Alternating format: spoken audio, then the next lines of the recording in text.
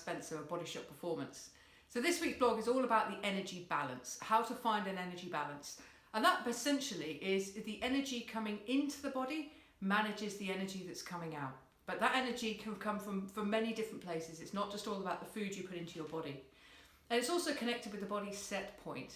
And what set point means, it's essentially when you find that balance.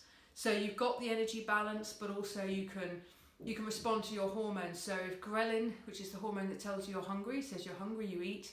But leptin, which is the hormone that responds to satiety, will then jump in and say, I'm full. So you'll have those two hormones working in the right balance. So you'll eat when you're hungry, you'll stop when you're full. If you crave the odd sweet thing, you'll go for it, but it really isn't a big deal. You always maintain kind of the same weight and have fairly stable energy levels. So set point is one aspect of an energy balance. In order to find a set point, you need to manage your disruptors. Disruptors are things like chronic stress, alcohol, nicotine, sugar, any other kind of disruptor really. Sleep deprivation, as I blogged about a couple of weeks ago, is another big one. So all of that leads up to an energy balance. But what I really want to talk about is how you can get energy in, because people tend to think of food or nutrition as being the main source of energy, and of course it is one of them. But there are many other ways. So if you've got your nutrition fairly well sorted, here are some other things you can think about. The first one is that environment drives performance. Your environment can create energy for you, help you convert energy. So take the example of a Formula One environment. That environment is absolutely been conditioned and worked upon and honed and refined to be all about efficiency. They can do a tyre change in I don't know how many seconds. It's super efficient. So look at your own environment, the room you're in. How well set up is that for success? Is it cluttered? Do you find it easy to get access to things? Do you find it inspiring? Are the colours quite gloomy and intimidating? All of that kind of thing can really make an impact. Another thing is sun.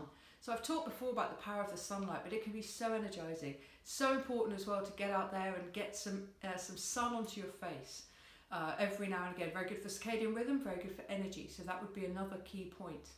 Positive people. Avoiding anyone who's a mood hoover, great expression, or an energy vampire is another one.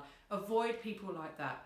Now, at work, you might be limited in terms of how much you can avoid certain people, but certainly in your personal life, avoid those people that suck all the energy out of something. Definitely you don't want those around you. Visual cues. So some people find it really beneficial on the walls, for example, around them to have their goals pinned up, or motivational quotes if that's your thing. But that can help energize you as well. I do have my 5 goals for the year put up on a board, and in the office we've also got our personal goals, our work-related goals up there on the wall as well. So we can stay super focused about the 3 things, the 3 main goals that we've got for this quarter.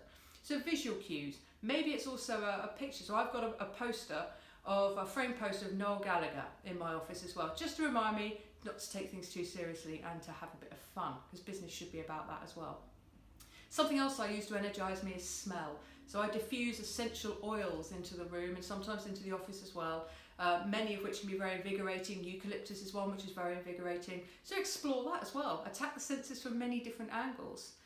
And think about energy, as I've mentioned before, if you're a follower of our content, about energy coming from a jar. It comes from one place. If you know you've depleted a lot of that energy with a really difficult work week, maybe cut yourself a bit of slack in the gym. Take some stuff out of the diary for the weekend. Look to get more out of your week and out of your energy reserves from doing a little bit less. And lastly, if you're looking to optimize mind, body and well-being, then take our Health IQ quiz. You get 24 questions, it takes 2 to 3 minutes to answer. And at the end of that, you'll get a score and then a 39-page free report all about the 6 signals: sleep, mental health, energy, body composition, digestion and fitness, and how you can improve your health. And it's completely free to do. Jump on the website, www.bodyshottperformance.com, and then click on the homepage, take the test.